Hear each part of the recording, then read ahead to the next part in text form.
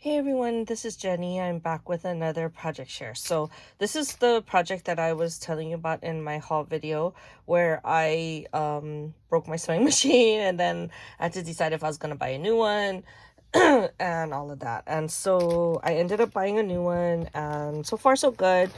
But look how many I made, you guys. So these are shaker pocket, I guess it's packaging or envelopes. And so the first time I saw this was, I think it I think it was Christian who shared it on one of her videos where people were sending her stuff, I guess. I can't remember the reason why, but Kayla, who's Kayla's Crafts, had packaged up what she made for Christian in one of these envelopes. And I was like, oh my God, it's so cute. How did you do it?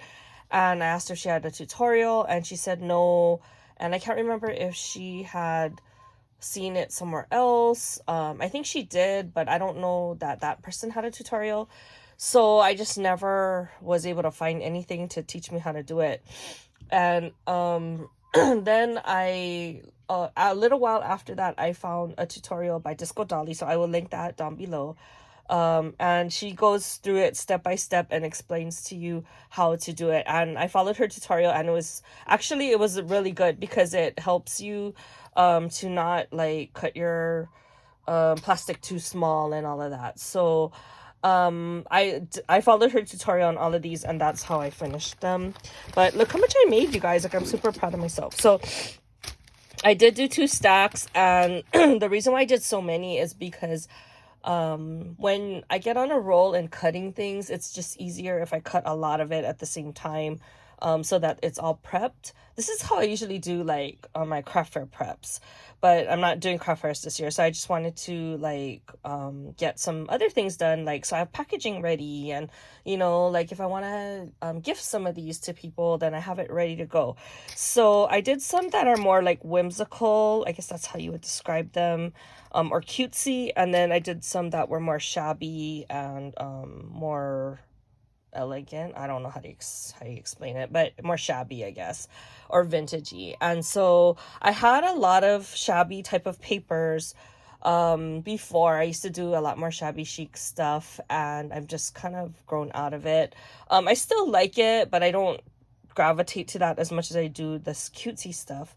But from time to time, like when I'm doing swaps for Tamika's challenges and stuff like that, I'll need more shabbier type of packaging. And so I thought I would just get some ready so that I had it ready to go and I wouldn't have to like stress out about trying to make anything.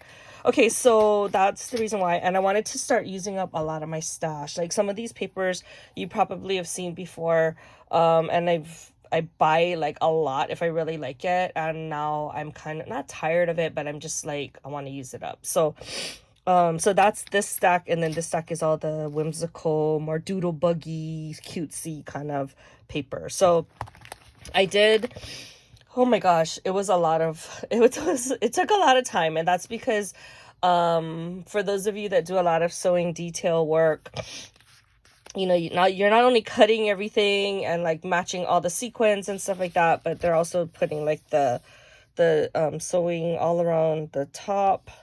Let me try to focus it better. All around this. So it's like stuff like that takes a little bit of time, but it's kind of worth it when you're doing it. And so I did put Velcro, and that's why I had to buy more Velcro. But you can then use it as a pocket, and then it's like you can use it again and again. So even if you gift this to somebody and you put stuff inside here, they can reuse this later. And so my intent is to also embellish the top, but I haven't done any of that yet. So I just wanted to share with you what I have done. Okay, so let's go through them. So this is Maggie Holmes. I don't even know which paper the line this is. This is just something I got from Polka Dot Pinecone, who is Monty. But this paper here is part of the Garden Party collection. So I did use that, and I tried to make a sequence mix that matched the paper collection, and so I did use that on the back. So that's that. And I find that when I make these for this bigger type of shakers, I do like to put at least one large size sequins. So I've been using up a lot in making all of these, and so I just purchased a bunch. So you'll see more of those coming in from AliExpress in the near future. Here's another one using the Garden Party collection. So these are all those animals in gold. You can see it better here. And then I made the sequins mix to kind of match. And then I added the butterflies to that. And then here's the green background, and here's the other background. This one I might just put like a bow or a flower or something. I don't remember what paper collection this is, but I really liked the red roses. And then I used, I don't remember which paper this is. Oh, this is leftover from one of these papers. But I thought that the polka dots matched nicely. And then I just made like a pink and red and ivory shaker mix. And then the back is the same paper. I did that also to use up more of the paper. And then this one I really liked. This is actually a Prima paper that I hardly ever use that pad. I brought out everything, you guys, because I was trying to like just get rid of stuff and make, you know, all variety, so I had something to choose from. This is a really nice backing from one of them, from that one. And then I used the wood paneling paper, and then I just put a whole bunch of pink and white. I didn't have any of this light blue for some reason that matched. I think I used it on another one, so I just went with pinks on this one. This one I really like. This is a older Prima paper. I think it had to do with like fairies and stuff. It's really beautiful. I really like it. And then it had a little bit of blues in it. I don't know if you can see that, like a tealish kind of a blue. So that's the color scheme I went with here. And then this one is more like grays and blues with the stripes. So then I went with a lot of blues and whites. And then that's the back. And then these are our more pinks and roses. So I think you kind of get the idea, right?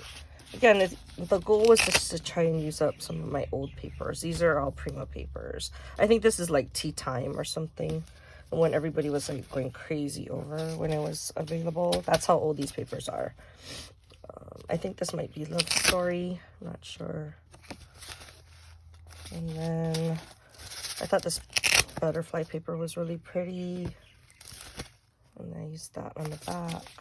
Sometimes if you use this kind where it's more busy, it's harder to like use. So a lot of times I'll choose the more subtle ones instead. So this one has like a bird detail. Sorry, you can see everything because it's reflecting off of the sheet protector. So yeah, so I use the sheet protectors on these, and it works out nicely because it's already like a pocket. And then this one is more purples. Has the purple rose there. And then it has that on the back. This one has more like lavenders and blues with the butterflies. I used a lot of purples in the sequence mix. I'm running out of purples, you guys. I hardly have any purples left. This is more of a blue purple. I love that print.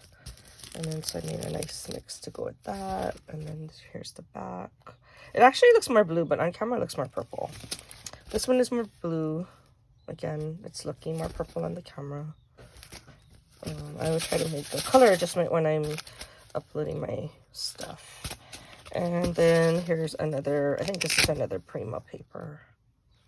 See, this doesn't match, but I really like this with it. So don't pay attention to the unicorns. That's the only junk thing, is for this part, you have to make sure that it's like double. If it's double-sided, is it going to look weird? Okay, so that is all the pretty, shabby, chic kind of looking ones.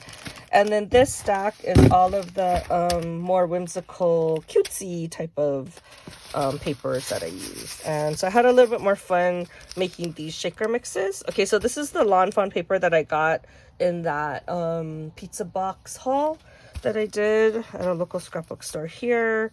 So I tried to use some of my newer sequins, which is like the, it's more like flat or plasticky looking. And then I did add in a little bit of red because there's red on the rainbow. And then a lot of clear which you can't really see the color, but you'll see the shine. And then some gold to match. And that's the back. Here is another one that's similar. So this one has like a cute heart garland. And then this one I added in more of the yellow stars. Went with more silver this time, and using those same colors, like the primary colors more. So that's the back. This is some doodlebug. This is the little he's not a dragon. I don't know what he is. He's some kind of flying insect from an older spring collection. Hard to see, huh? There. Can you see him better? I don't know. Anyway, so I did that, and then I did mostly greens and blues. I like that color combo. I think it's pretty. And then here's the back. Okay. I got these from that pizza box haul. So I put, I did a bee one. I don't know if this is from the Fairy Garden collection. I think it might be. And then I did a lot of greens and blues because there's a lot of yellow already. Here's a cherry. I think I was trying to go through all of my 6x8 pads. I think that's the size I did, was 6x8, so that I could use a lot of those pads. So it makes it a lot easier. You don't have to cut things down as much. And hopefully you have like coordinating papers from the collections. So that's what I did here. And then this is that Magical Birthday, I think it's called. I really like this collection. It has all these cute unicorns. And then I made a cute mix out of the... I've been waiting to use some of these sequins, so I was happy to use that up. And then I have like a light purple background. This is, I think it's a Paige Evans Bloom or Jen Hadfield, one of those guys. It's one of those old, it was from last year. So this is one of the first ones that I made. And there we go. I think these came out really cute, and I think they're super fun, especially since you can reuse it. Here's another birthday one. Okay, so if you're using stars, it's really hard to move them. Like, the way she does it in the video is like, she just kind of clips it at one end and then you start sewing. But if they're like all in the way, like look over here, like these guys didn't want to go inside, so I have to clean this out. But yeah, it was, the stars don't like to move, so I was having a hard time with the stars. Maybe if they're larger stars, you have an easier time, but the smaller ones, man, that was difficult. And then also like the really tiny ones, there's some that like they react more staticky to the inside of the sheet protector. Those ones were hard to move around too. So a lot of the smaller sequins is harder. So I wouldn't do like glitter. I don't know. You can try, but I think it has to be like a chunkier glitter. This is again one of those older collections from last year with all the hearts. Here's a doodlebug. This is again from that pizza box collection. So this is all like more of a beach theme with the suns and the beach ball. And then I made a mix using like stars and gold. These stars are okay because they're bigger. And then here's the back. This is the cherries from, I think it's Barbecue, which is doodlebug. And then I did use the opposite of that for the back. And then this is another, I think this is Paige Evans as well. I'm not sure. It's that cute butterfly paper. Maybe it's Pebbles. I think it might be Pebbles. And then this is the, this was part of that same paper pad. And then I made a nice mix for that. And then pink on the back.